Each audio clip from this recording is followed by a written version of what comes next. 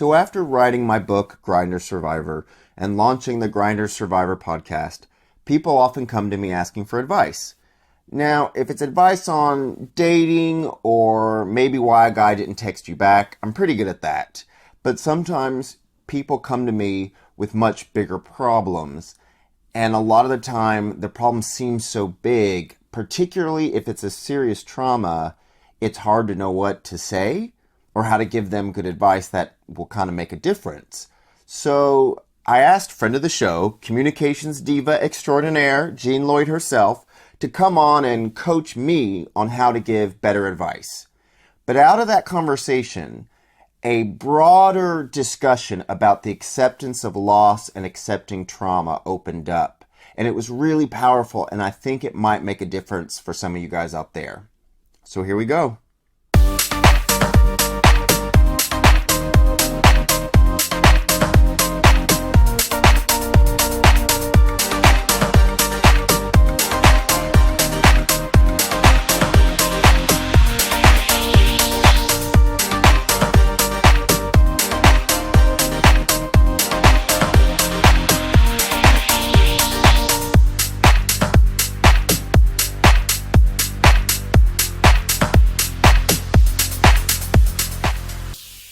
So, Jean, thank you so much for coming back to the podcast. It's been a while, but so glad you're with me today. Oh, I'm glad to be here too. I'm elated about it. Well, I thought it would be valuable because since we did the weekend where we empowered gay men and men who have sex with men around communication issues, we've done a podcast and not to mention my book. A lot of times people come to me for advice, and it's like, if it's around dating and someone just asks, I had a bad date, I feel like I can give them really good advice. But sometimes people come to me with bigger problems that, frankly, if I haven't experienced it, like maybe they have a really unresolved issue around a parent who did something to hurt them, or maybe they were violated in some way. And if the problem to me seems too big, it's like, I don't even know what to say. And then I thought, one, I'd ask you about, and then I thought readers might get value if we kind of have an inquiry in how can I, as a friend or someone who does podcasts on advice and communication skills, how do we deal with these problems that seem so big that people, they might be stuck and they might not know that they're stuck, or they might be fearful. How can I make a difference with them? Wow. That's a really good question. It's first of all, if someone comes to me with an issue that they're dealing with where they experience extreme hurt, pain, and loss, frustration, the first thing that I know I must do is I must listen, and not be so quick to give advice. Yeah, it's like listening goes a really long way towards people starting to get the experience of their experience. In other words, I think when people are traumatized, they lock out their experience. Some people just go party, go get high. Some people just go back into their cave and pretend nothing ever happened. We have a lot of coping mechanisms that help us survive things that are painful. And in a very real sense, that is what causes a lot of dis-ease within your heart and your soul and your body. So the first piece towards their journey back to empowerment is to listen without judgment, without coming up with answers while they're talking, but really stealing your mind and getting it, and even asking, tell me more, and be really interested in what they have to say without the need to solve something. It's just so much more empowering for someone to get where they're at than to give them an answer right away. So that's first step in working with people who are dealing with some form of trauma, whether it's emotional or physical or both or spiritual. Trauma is trauma, and it's different for each person. Hey, can I ask a quick follow-up? Because I see what you're saying. People lock out their experience. And I've met Mhm. so many, this can be anybody, gay, straight, black, white, male, female. People do, I think you said lock themselves out of it. And, Yes. and it's weird because sometimes I would interpret that as, oh, they're just stuck. But it's like you can't tell someone who's stuck that they're stuck. So you can only do Yeah, that through listening. that's right. See, for them, there's no thing called stuck. Yeah. There's just, this is where I'm at. Like, leave me alone. Or, oh, it's okay. I got over that. The first place that they've got to acknowledge what's happening with them is with them, not with you. You telling them that makes no difference. Yeah, it makes no difference. You're right. So let's say I listen Right. and then what? Or you know what I mean? Like then what? Well, the first thing is you got to get real clear about what they're dealing with no opinions. And that's the most difficult part because we're all human. And even if it never happened to you, it's as if it happened to you because we are human. We're connected. And so the most difficult part is to steal your own mind just to be with what they're telling you without adding any meaning, without taking away anything. Now, once that happens, there's an experience of release, like an experience of, okay, I finally got it said. Or at least somebody starting to understand me, right? I think the next part is now you start asking them, what do you need from me? And well, I guess fair enough. If they've come to me for advice, then they'll know they'll get something. What happens? Well, wait a minute. If you really have to ask that question, what do you need from me? That's an access question. If you don't ask that question, you're going to assume something that may not be true for them. They may come back and say, I just need you to listen. I don't need anything from you, but you listening to me. Okay, what else do you need me to know? Would then be the question. See, so it's a communication. You're developing a bond through communication. That's where love lives, is in communication. So you're healing them because you're willing to communicate with them. So the more you don't assume or presume anything, the more they open up.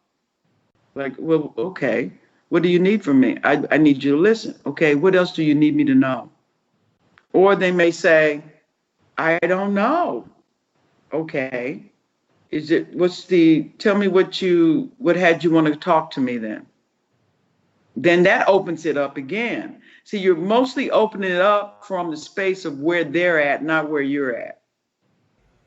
Wow. Okay. So kind of those questions are key. I guess where my mind went Yeah. to is because this is sometimes when like friends are speaking, I'm like, oh, I see they have a problem around X, and then I give them unsolicited advice, and it backfires. Right. And I'm like, but they're clearly stuck on X. They need my help. And it's like, if they're not trying to deal with X, I guess that means I have to shut the heck up, right? Well, that's so well said. I mean, I'm laughing because it's a laugh of recognition. you know, when you become masterful at something, you make a lot more mistakes than people who don't have mastery. So I'm laughing because I can see so many times when I did that.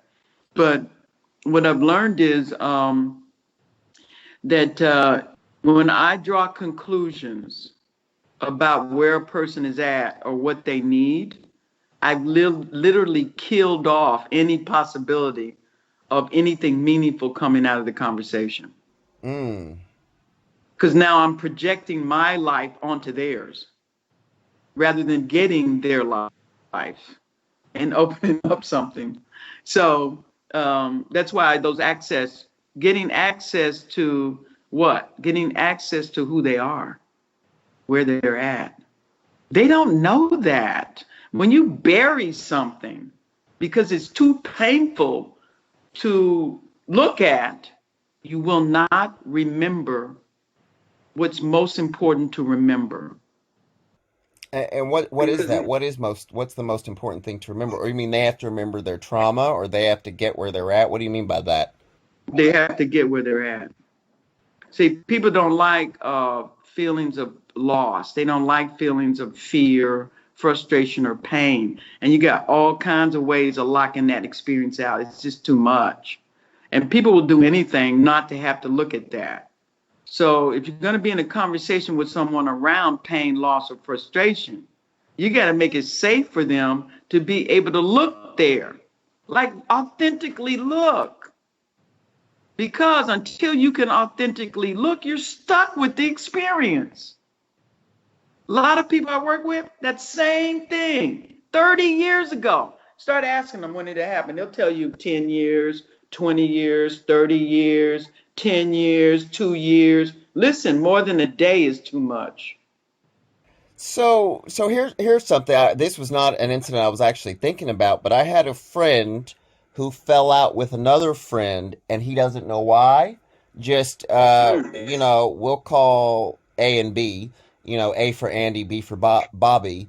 Andy and Bobby were best mates. One day, Bobby stopped talking to Andy and didn't explain himself, and Andy didn't try to like resolve it, but he just kind of said, "Hey, what's up? Hey, what's up?" And then after 3 text messages, Andy disconnected with Bobby on social media. So he unfollowed him, unfriended him, and I didn't know at that point, like I didn't know what to say. And I wasn't trying to like meddle in the conversation, but I thought that was just odd. And I did ask him. I said, well, why not just ask him straight up what happened? And he goes, both he and I are very non-confrontational, and that occurs is very scary for me. And in my head, I'm like, are you freaking serious? You won't ask? You'd rather lose your friend than ring him up and say, what the heck happened between us? We used to be tight. What upset you? Did something, blah, blah, blah. And he was just willing to let like his friendship with his best friend die, then get over the fear of confronting. And I look at that with my exes, and it's like people will let something destroy them rather than just confront it head on, and it drives me nuts. And then I get frustrated and tell them what to do, and then they feel frustrated that I'm bossing them. It gets crazy. Yeah, yeah. See, this is interesting what you're saying. This person is traumatized by confrontation in any form. And he's not the only one. Like, because that occurs, I guess you've trained me too much. I've known you too long. That occurs to me as like going to the bathroom. You just do it. Like, you just deal with if an upset comes up, you just handle it. Like, what is this? I'm not going to tell you what really upset me, and we'll just let everything die. That literally occurs to me as crazy. And then I get Well, frustrated, and it was all I could do to just shut up. So I didn't give him any advice. well, I guess we're now ready to say what it is you would have to perfect. And we're going to say that what you would have to perfect is what we're going to call acceptance. Hmm. Yeah, I don't Yeah, like accepting stuff acceptance. that's messed up. Well, accept what's there, which is not about succumbing to anything or giving in to something. It's accepting the fact that Bobby is where Bobby is at. Whatever this is, he's not ready. You got to honor that and don't violate that. Now, I think what you're pointing to, though, is Andy's now left in some kind of funky space. Yeah, and I don't know what So, to say. right. So, this is what I would do. I like to tell people, you got to find some kind of way to create closure. In other words, get it complete.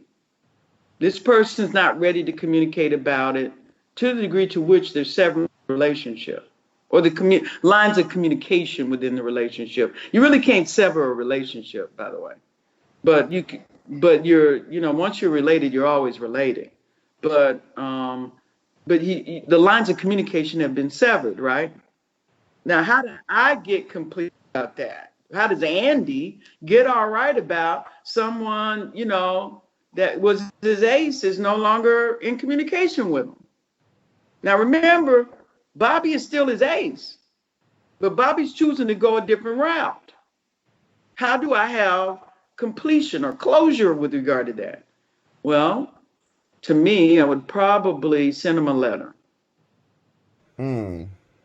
or you can email, but I think the letter is kind of cool. I mean, it's up to the individual. But you send them a communication, and the communication would be something like, first of all, I'm not in judgment of you. I love you.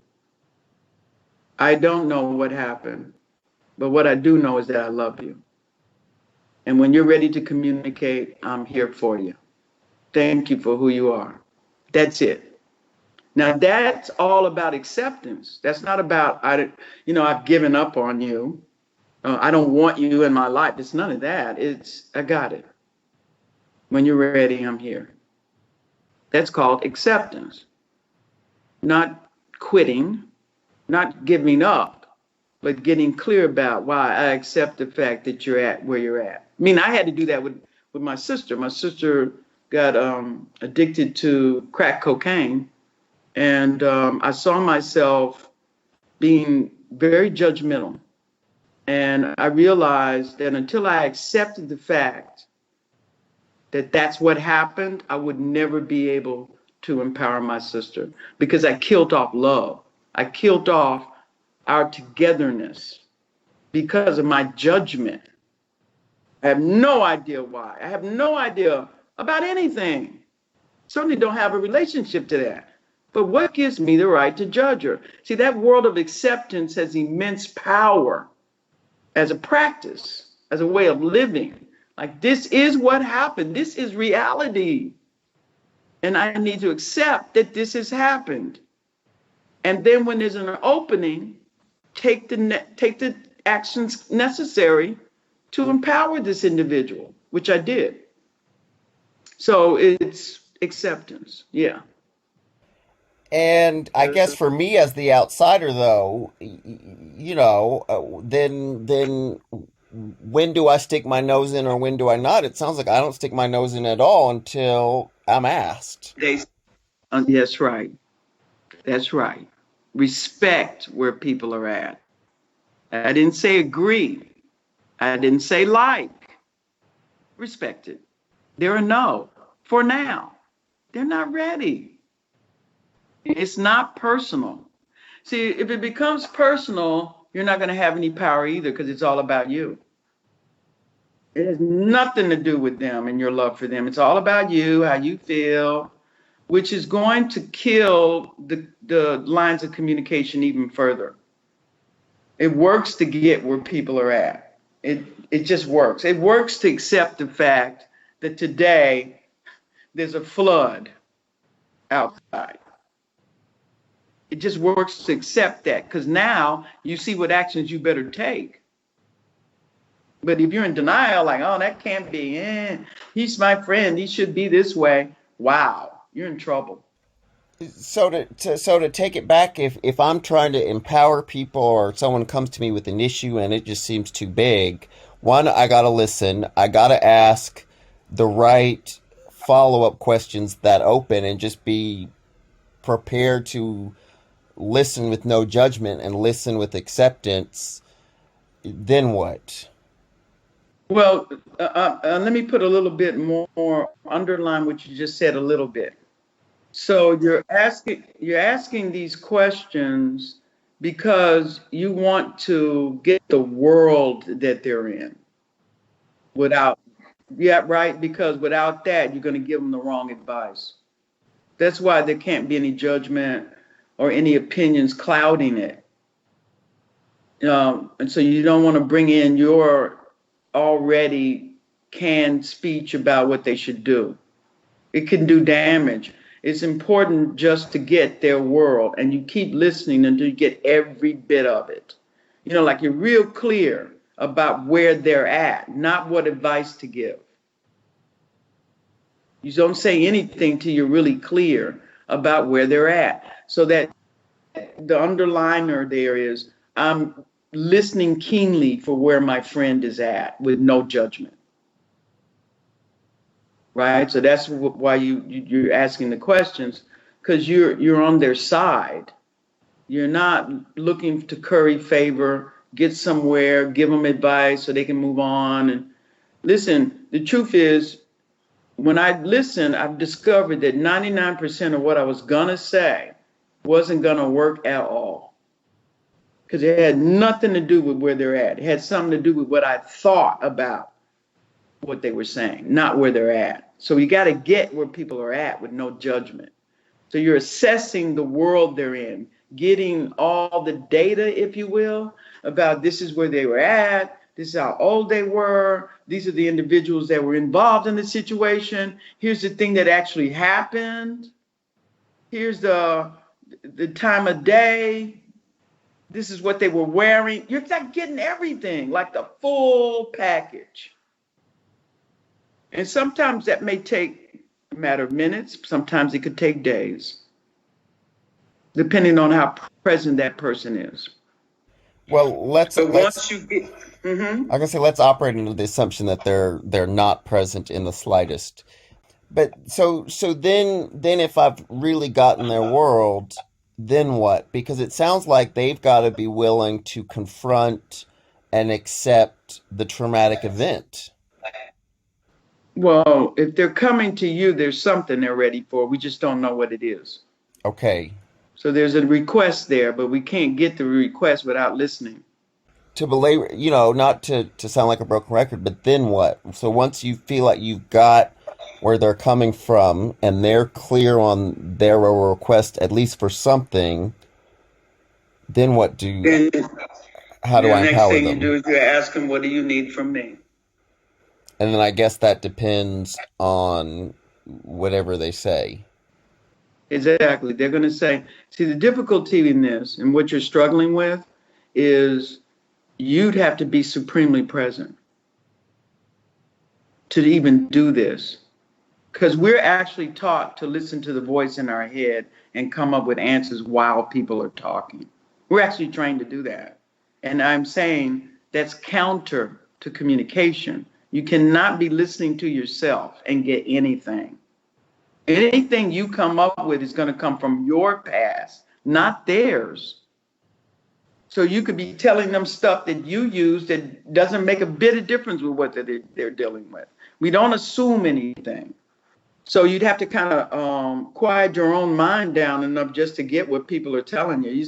I got to be honest with you. There's so much talking going on. It's a miracle that when you say pass the salt, you get the salt. Because everybody's in their own head with 1,000 things going on. But if someone's coming to me, you're asking me what you would do with someone who's gone through some form of trauma, then you'd have to quiet your own mind down enough just to get what they have to say, because we've all had traumatic experiences.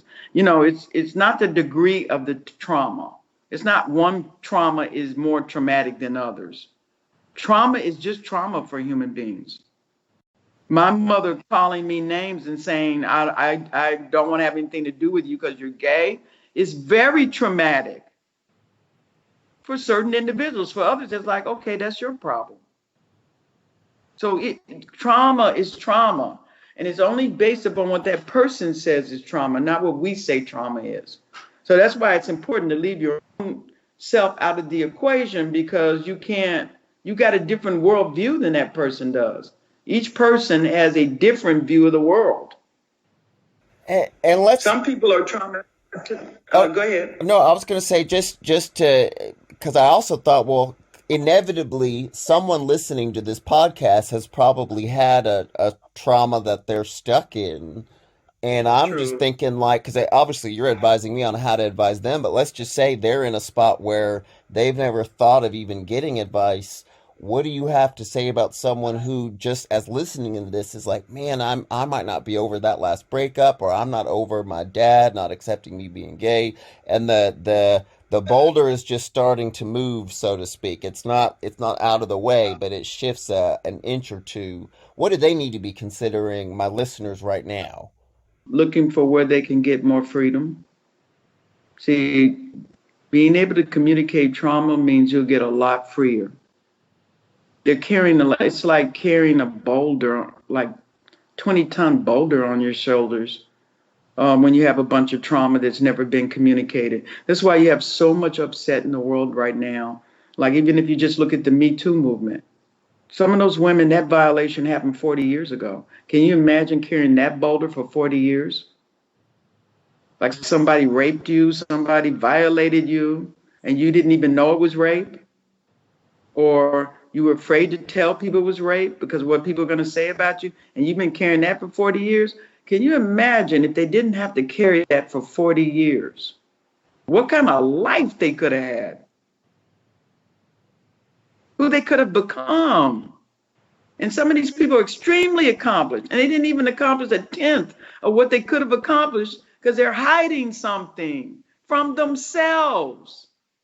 So that's why we have people like myself, we have thought leaders, we have mental health professionals, we have psychiatrists, we have a whole community that can empower people to let go of things they needn't carry with them because it did happen 40 years ago. The problem with trauma is it occurs as if it's happening now. Yes, completely. Yeah, it's not in the past for them.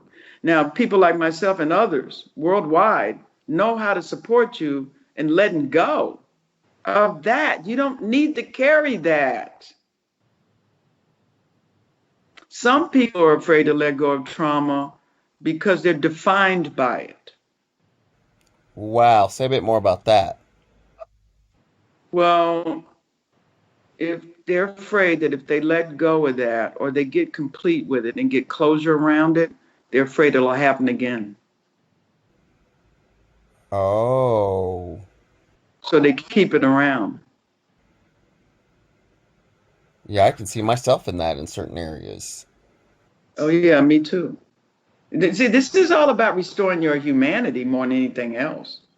See, those places where you shut down like that, you have ceased to become human. What is that? What do you mean by that? Because that sounds a little, I know, woo woo. yeah, it sounds a little out there. It is out there, right? Well, you've stopped relating to yourself as vitally alive. That part of you, you've deadened. So you Okay. can survive it. Yeah. You want to be human. You want to be vitally alive. You want to be bristling with aliveness, not half dead. And so mostly my work has always been about waking up people's potential, waking up their aliveness, waking up their humanity, and having some compassion and forgiving themselves for being in that kind of situation. So the acceptance piece is a good way to start to look at, well, these are the things I haven't accepted in the past. They're clouding my future. Like I've been hurt by this man and I'll never fall in love again. And then you go through affair after affair after affair. I mean, it's how it gets in the way of new future, a new possibility. And accepting the fact that, yeah, we get hurt sometimes. Accepting the fact that we get frustrated, we get upset, but we also have joy. We have all kinds of ways we can relate to things and create new things and accept where you're at. And it's like, okay, I got it. I'm destroyed by this. I've been violated on a very deep level. Who can I communicate with that'll support me to getting on the other side of this? And the longer you live in it, the more it defines who you are. And so then what do I do to empower people? I mean, it sounds like you tell them, do I just send them to you or send them to a therapist? Because I'm still like, okay, you gotta, Well, it's not really. I'm not this. So you won't know till you're in the situation. okay, Some people, all they need is just somebody to get it, and they're okay. I mean, really, if you just sit there and if you just did the first thing I said, which was what, get their world, get everything they want to communicate, ready to be open to, including everything. I mean, the tears. Sometimes I've seen people when I'm working with them, they'll say, somebody run and give them a tissue and interrupt the whole mourning process. I'm like, no, let them cry. Needing to give them the tissues about you can't be with their pain. Let them be. So it's really about that first part is so daggum important it's not even funny. It's just like, let them be. Let them communicate. Let them cry, shout, scream, whatever they need to do, and keep staying in that conversation. Now, if you do that, you will see what to do. So sometimes it looks like, well, I need to be prepared. No, listen. You'll know what to do if you listen. You won't know what to do if you don't listen. You have everything you need to be able to empower them, and you'll know what to say. Okay, I think I got somebody I think that can support you in this, or where are you about this now? I am so excited. I finally got this said with no judgment. I'm ready to play. We don't know. It's person by person, moment by moment. I grew up in the 60s. I was born in 1954, so I grew up in the civil rights movement, which was all over the television set. It's probably one of the most vibrant times in human history, at least for me, because we had so many extraordinary leaders. We had the Kennedys, we had, Malcolm X, we had Martin Luther King, and on, Gandhi. I mean, it's just like, wow. When you watched these people speak, it was just so exciting. When the first man landed on the moon, et cetera, et cetera. So I grew up in that era.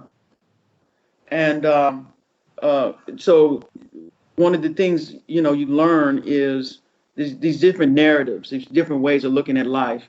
And you pick, you choose different things that you like and things that you want to be when you grow up.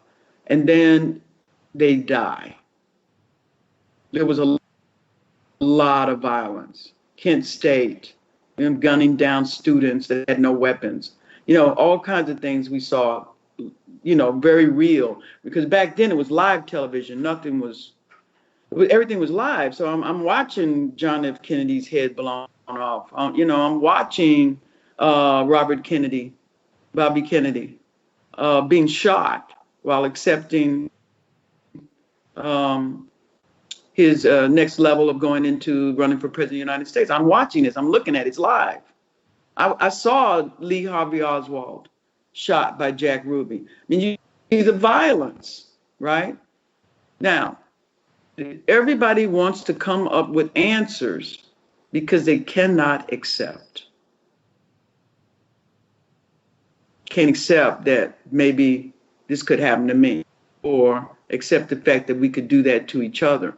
But the road to possibility, to love, to healing is to accept what has happened, to get it, the reality of it, and allow people to be able to be present to that is the greatest gift you can give them.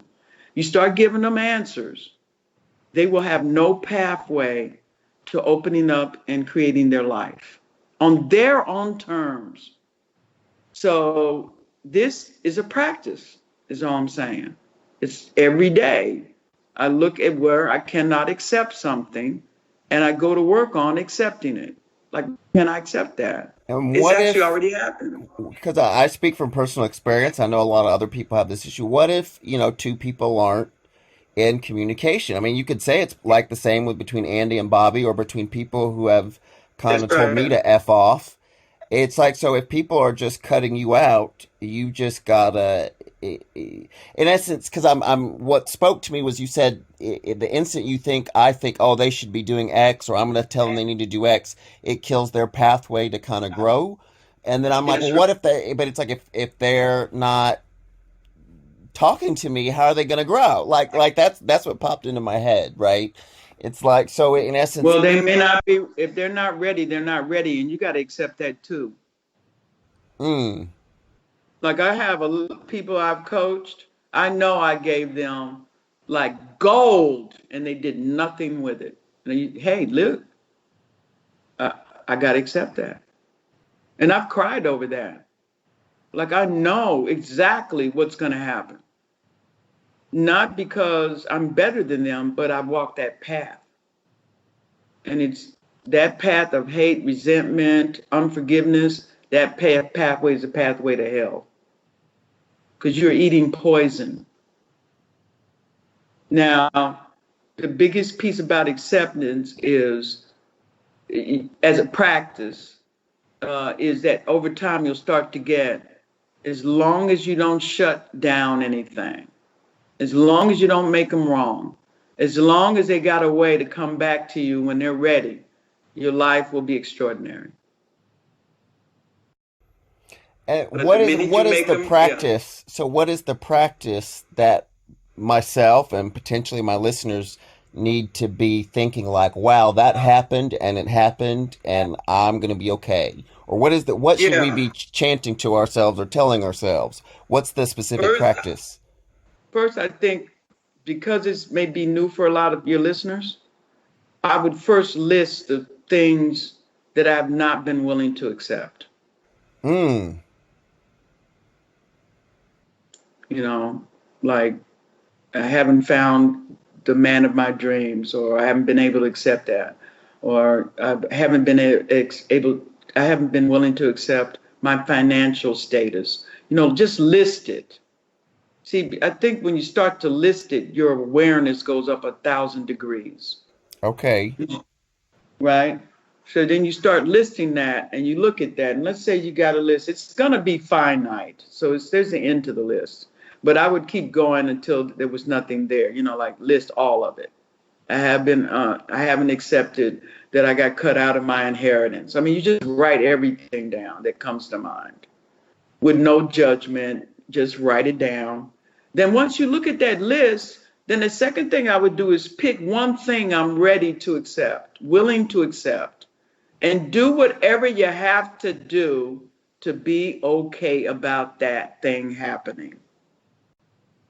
You got to look there and say, okay, I'm willing to take on this one thing I haven't been able to accept about my finances. And maybe it's something like, I don't like my credit score. That's what that means to me. Okay, great. Then you look at that and say, well, first you got to accept what your credit score is. Like, get it. That is your credit score. That is not a myth. That's real, right? So you get to the reality of it. And then the second thing you start to do now is say, okay, what actions am I ready to take around this? And then you write the actions down and you take them. Mm, And watch the power start to come back. Watch your money start to flow. It's in any of these areas because it wasn't personal. It's what it is. So that's what I would do. This starts you to get into the world of acceptance as a practice. Is to look at what you're not accepting, look at what's behind it, and then list, if you're ready to accept it, look and see what actions you're willing to take about it. To accept it, fully own it. wow. Okay. So to my listeners, write yourself a list and get at it. Well, G, me and you, we're going to continue this on another day. This was awesome. Thank you so much for helping to empower me to empower my community. This was amazing. Are you up to anything? If you got any announcements or anything you want to share with the group, throw it at us. Well, I'm busy here in Baltimore, Maryland. We're doing incredible work around people who are committed to being leaders, causing leaders. And we have the I Communicate Cultural Network going on, and we're having our next summit September 14th and 15th. And I'm also doing work, obviously, with corporations and individuals around their communication and how to have power. And then September, I hope I don't mess up these dates. Well, you can clarify them, and I'll put them at the bottom. I'll put them in the text. But I'm doing some work in New York. I'm leading a seminar called Radical Forgiveness. Oh, So, wow. yeah, so, you know, I'm always busy and always committed to people bringing real power to their life. And I really want you to know I appreciate you reaching out to me and having new opportunities for your listeners. I think the world of you. I'm a big fan of yours, and I look forward to us unwrapping the next level of acceptance, which will go more into dealing with specific areas of trauma and how to open yourself up to getting that complete for yourself. And the key is to get people to a place of mastery around living in the world of acceptance. Fantastic. Can't wait. All right. Thank you Yeah. so much, Jean. Thanks. You're welcome. Bye. Bye.